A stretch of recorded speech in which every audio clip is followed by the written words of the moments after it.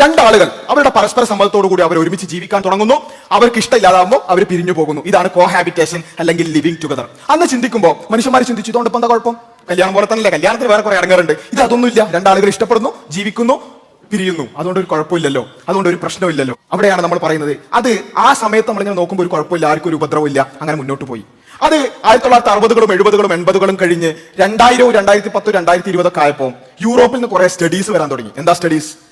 ഈ living together ബന്ധങ്ങളിലുള്ള സ്ത്രീകൾ അവർ കൂടുതലായും ശാരീരികമായി പീഡിപ്പിക്കപ്പെടുന്നു. എന്നാലോചിച്ച് നോക്കാം. നമ്മൾ സാധാരണ കേൾക്കുന്ന എന്താ? ഗാർഹിക പീഡനം. വിവാഹത്തിൽ എന്ത് ചെയ്യുന്നു? പുരുഷൻ സ്ത്രീയെ പീഡിപ്പിക്കുന്നു എന്നാണ് നമ്മൾ കേൾക്കാറുള്ളത്. പക്ഷേ ഇത് നേരെ തിരിച്ച്. എന്താ? ലിവിങ് ടുഗദറിലാണ് ഗാർഹിക പീഡനം കൂടുതൽ എന്നുള്ള കണക്കുകൾ വരാൻ തുടങ്ങുകയാണ്. എന്തേ കാരണം?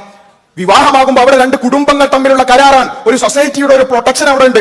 ആ പ്രൊട്ടക്ഷനെയും അതിജീവിച്ചുകൊണ്ട് ചില പുരുഷന്മാർ ഉപദ്രവിക്കുന്നുണ്ട്, ഇല്ലാന്ന് ഞാൻ പറയുന്നില്ല. ഗാർഹിക പീഡനമുണ്ട്. പക്ഷേ അതൊക്കെ അതിജയിച്ചുകൊണ്ട് മാത്രമേ പറ്റുള്ളൂ. പക്ഷെ ഇവിടെ രണ്ട് ഇൻഡിവിജ്വൽസ് മാത്രമേ ഉള്ളത്, രണ്ട് വ്യക്തികൾ മാത്രമാണ് ഉള്ളത്. അവിടെ ശാരീരിക ക്ഷമത കൂടുതലുള്ള പുരുഷൻ ഒരു നിയന്ത്രണവും ഇല്ലാതെ സ്ത്രീയെ എന്ത് ചെയ്യുന്നു? ഉപദ്രവിക്കുന്നു. അങ്ങനെ സ്ത്രീകൾ കൂടുതലായി ഉപദ്രവിക്കപ്പെടുന്നു ലിവിങ് ടുഗദർ ബന്ധങ്ങളിൽ.